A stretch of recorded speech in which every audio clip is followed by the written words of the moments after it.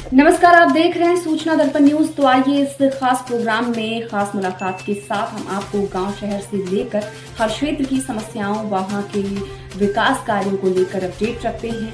तो चलिए आज हम आपको रूबरू कराते हैं खास खबर से। आप देख रहे हैं सूचना दर्पण न्यूज। आज हम पहुंचे हैं ग्राम पंचायत 7S किकरावाली, जिनके जो वर्तमान सरपंच है बलवंत राम जी, वो हमारे साथ है। उनसे हम बातचीत करेंगे जैसे ग्राम पंचायत के मुद्दों की और विकास की बात करें तो जैसे पेयजल है, शिक्षा है, रोडें हैं, इन मुद्दों की बात करेंगे और जानकारी लेंगे कि ग्राम पंचायत में इनके इस कार्यकाल के अंदर क्या क्या विकास हुआ है और किन किन मुसीबतों का सामना करना पड़ा।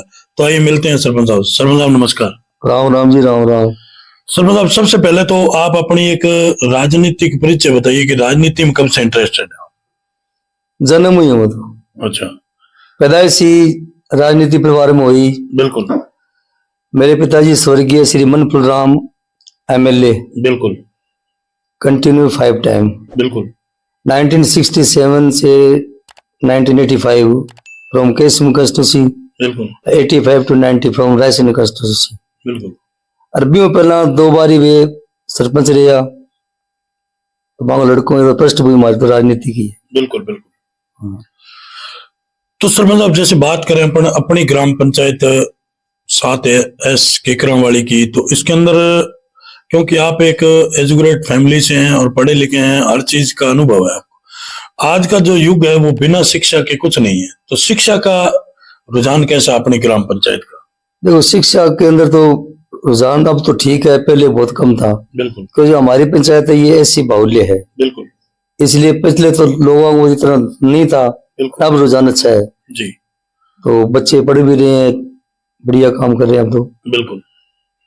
और सरपंच साहब, जैसे बात करें अपन नरेगा की, नरेगा एक केंद्र सरकार की योजना है, उसके अंदर लोगों को इस कार्यकाल के अंदर रोजगार कितना मिला है? मैं सच कहूं तो संतोषजनक नहीं रहा। बिल्कुल। क्योंकि इसके अंदर इतने अड़ंगे फंसा रखे हैं। बिल्कुल।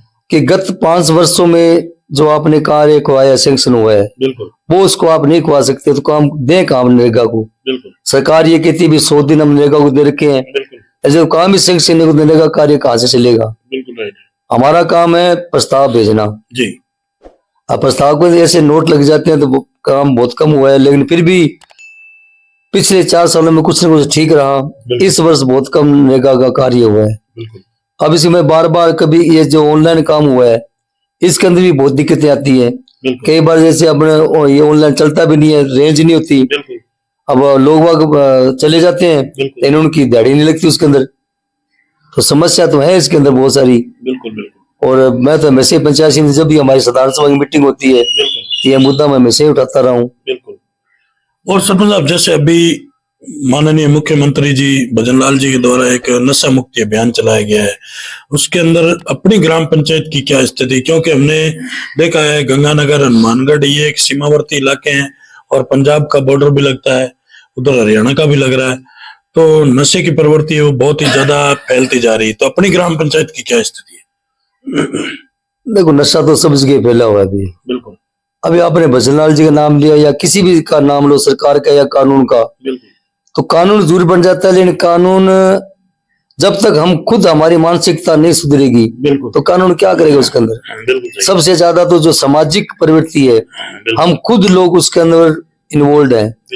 ज्यादातर क्या है कि जो बच्चे, छोटे छोटे बच्चे जो उसके अंदर नशे में पड़े हुए हैं, तो जब उनको गार्जियंस को कहना भी आपका बच्चा नशा कर रहा है तो उल्टा वो गले उड़ पड़ जाते हैं कि मेरे बटो खड़े वो नशो कराएगा। तो जब तक इस समाज नहीं सुधरेगा ना, कानून कुछ नहीं करेगा इसके अंदर। कानून अपना काम करता है लेकिन कानून करेगा क्या बताओ? बिल्कुल। मानसिकता लोगों की खुद की अच्छी नहीं है। बिल्कुल। तो मानसिकता जब तक लोगों नहीं बदलेगी, ऐसे अभियान जितने मर्जी चला रखो, हमने बहुत अभियान चला रखे हैं, रोजाना रैलियां भी निकालते हैं, बहुत कुछ किसी लिए कर रहे हैं, लेकिन फिर भी इतना फर्क नहीं पड़ रहा है इसके अंदर। बिल्कुल बिल्कुल। और सरपंच साहब, जैसे बात करें नरेगा की, नरेगा के अंदर जैसे अभी कच्चे और पक्के वर्ग का जो 60-40 का रेशा है, उसके अंदर पक्के वर्ग का जो माल मटेरियल का बजट है और FFC SFC की जो राज्य सरकार की जो किस्तें हैं वो समय पे नहीं आने के कारण ग्राम पंचायतों में जो विकास की गति है वो बिल्कुल ठप पड़ी है। तो इस पे आपका क्या सुझाव है? मैं आपकी इस बात से बिल्कुल सहमत हूँ। बिल्कुल नरेगा के अंदर जो पक्के कार्य हैं, बिल्कुल नरेगा के अंदर जो नरेगा कार्य करते हैं उनको तो पेमेंट मिल जाती है, बिल्कुल राइट, लेकिन जो सामग्री का पैसा है वो उसका पता ही नहीं है, साल में आएगी 2 साल में आएगी, कब आएगी। बिल्कुल सरपंचों को कोई भी उधार नहीं देता सामान। बिल्कुल राइट, मैंने खुद एक काम करवाया था, स्टार्टिंग में ही बिल्कुल एक मरबा खाड़ा बनवाया था, 2.5 साल बाद उसकी सामग्री की पेमेंट आई। बिल्कुल इसलिए कोई भी सरपंच नरेगा के अंदर ये काम कराना ही नहीं चाहता। बिल्कुल हाँ, अगर वास्तव में सरकार की ये मंशा है तो नरेगा का काम तो बहुत बढ़िया है। एक तो नरेगा के श्रमिक है उनको काम मिल जाए, रोजगार मिल, हाँ रोजगार मिल जाए उनको, लेकिन सामग्री का पैसा उनको साथ साथ में क्यों नहीं देते वो? बिल्कुल सही है, अगर साथ में नरेगा का पैसा आएगा ना तो सभी सरपंच इसके अंदर पूर्णतः भागीदारी से काम निभाएंगे बिल्कुल और आम जो मजदूर लोग हैं उनको भरपूर रोजगार मिलेगा उनको।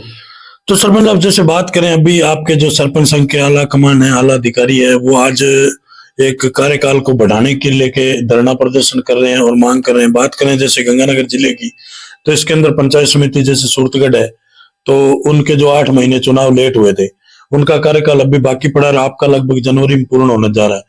तो आपकी क्या राय है इसके अंदर? क्योंकि आपके जो साथी उनकी मांग है कि हमारा जो कार्यकाल है वो कोरोना में बहुत ही, यानी कि 2 साल टाइम है, वो बिल्कुल किसी काम नहीं आया, नहीं हम विकास करवा पाए। तो इस पे आपकी क्या राय? नहीं, ये बात तो सच्ची है भी कोरोना की वजह से विकास कार्य तो नहीं उसका, लेकिन जो हमारा संविधान है, जो कानून है, हम सब लोग से बंधे हुए हैं। बनाया था 1994 के अंदर, उसके अंदर हर 5 सालों के अंदर चुनाव करने अनिवार्य है। तो देखो, मैं तो कानून के हिसाब से चलूंगा और कानून ये कहता है कि 5 सालों में चुनाव होने चाहिए। कारण क्या रहा? अगर इस कारण को आप लेके चले, यूं तो फिर एमएलए के भी तो कोरोना में आए हैं, एमपी भी कोरोना में आए हैं। ठीक है, अपनी अपनी सोच है, लेकिन मैं तो ये चाहूंगी समय पर चुनाव हो जाए। बिल्कुल, बहुत ही अच्छा। तो जैसे सरपंच आप बात करें अपनी ग्राम पंचायत की, तो इसके अंदर आपके सरपंच बनने के बाद में आज दिन तक की कोई मेजर समस्या? आज दिन तक देखो, समस्या तो पंचायती राज में सबसे ज्यादा रहती है। पंचायती राज बहुत ज्यादा समस्या है पंचायती राज के अंदर। बिल्कुल ऑनलाइन सिस्टम की वजह से सरपंचों के हाथ बांध रखे हैं। अब सरपंच को पता है क्यों वो ग्राम में रहता है। अब इन्होंने क्या किया, आवास जो है ना, प्रधानमंत्री आवास जो है, उसके ऊपर मैं आपको फोकस डालना चाहूंगा। बिल्कुल बताइए। उसके अंदर क्या हो गया, पहले से ये ऑनलाइन सिस्टम बना हुआ है, जो लिस्ट बन गई, उसके अंदर सरपंच वास्तव में अगर किसी का आज मकान रह गया और उसके लिस्ट के अंदर उसका नाम नीचे है, बिल्कुल, तो सरपंच अपनी मर्जी से उसको पहले दिला ही नहीं सकता। बिल्कुल नहीं। तो ये बहुत बड़ी समस्या ये भी है।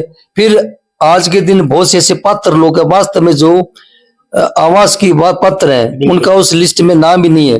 तो लोग भाई ये कहते हैं सरपंच साहब आपके हाथ में है, आप ये करवा सकते हो, वो तो हमें पता है ना, हम नहीं करवा सकते, सरकार को पता है। तो इस तरीके की ये कंडीशन इसको हटानी चाहिए। बिल्कुल आवास के अंदर जो कंडीशन लगा रखी है ना, सरपंच को पता है, सेक्रेटरी आप कमेटी गठित कर दो। बिल्कुल आपको ऐसा लगता है भी कहीं ये फर्जीवाड़ा है, वास्तव में आप अपने लेवल के ऊपर अधिकारी भेजो वहां, जो हकदार है वास्तव में, तो उसका नाम जोड़ने की पावर देनी चाहिए। बिल्कुल। और सरपंच आप जैसे बात करें इस कार्यकाल की, क्योंकि आप एक चुनाव पहले भी रह चुके हैं सरपंच पद पे, और वैसे तो देखें तो आपकी जो पीढ़ी दर पीढ़ी चलती आ रही है राजनीति में, लेकिन जो पीछे का कार्यकाल था उसमें और इसमें क्या अंतर है? आपको क्या अंतर लगता है? इन दोनों में जमीन आसमान का फर्क है जी। पहले अभी बताया मैंने आपको, पहले हमारे यहाँ इंदिरा आवास चलती थी। बिल्कुल। तो इंदिरा आवास के अंदर सरपंच को पता है वास्तव में कौन हकदार है, तो सरपंच ने उसको दे दिया इंदिरा आवास है। अभी सबसे हमारी समस्या ही 2 मैं सबसे बड़ी मानता हूँ पंचायत के अंदर। एक तो प्रधानमंत्री आवास योजना और दूसरा नरेगा। नरेगा के अंदर हर एक आदमी ये चाहता है हमारे को काम मिले, और सरपंच जब तक काम से सरपंच काम देगा कहाँ से उसको? तो ये चीज इसमें हटनी चाहिए। एक जो कंडीशन लगानी भी, जो गत 5 वर्षों में जो कार्य हुआ है, सपोज जैसे हमारे यहाँ खाड़ा है, खाड़ा हमने पिछले 2 साल में हमने वो सैंक्शन करवा, वो काम करवा दिया। अब वो खाड़ा को दोबारा वो सैंक्शन नहीं करते उसको, तो देखो को लगाए कहाँ? बिल्कुल राइट है। अब सरकार इसके पीछे क्या कहती है कि पक्के काम में लगाओ। अब पक्के काम में मटेरियल नहीं आता, या तो मटेरियल साथ साथ में दिया जाए, फिर तो कोई दिक्कत ही नहीं है, सब जगह बढ़िया काम हो जाए। बहुत ही अच्छा कि अभी जैसे सरपंच साहब ने बताया कि कुल मिला के मान सकते हैं कि जो नरेगा और सरकार का जो बजट रुका हुआ है उसकी वजह से जो ग्राम पंचायतों में जो विकास की गति है वो बिल्कुल ठप पड़ी है।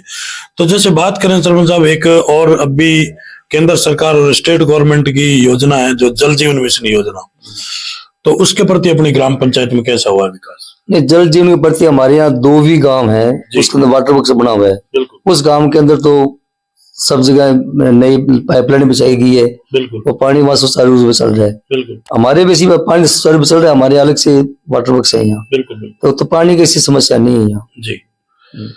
तो सरपंच अब जैसे बात करें, अभी लास्ट क्वेश्चन है मेरा आपसे कि माननीय देश के प्रधानमंत्री मोदी जी बार बार रिपीट हो रहे हैं और उनका एक सपना था कि देश को भ्रष्टाचार मुक्त बनाना है, और आप एक राजनीतिक परिवार से जुड़े हुए हैं, आपको क्या लग रहा है, भ्रष्टाचार बढ़ रहा है या कम हो रहा है?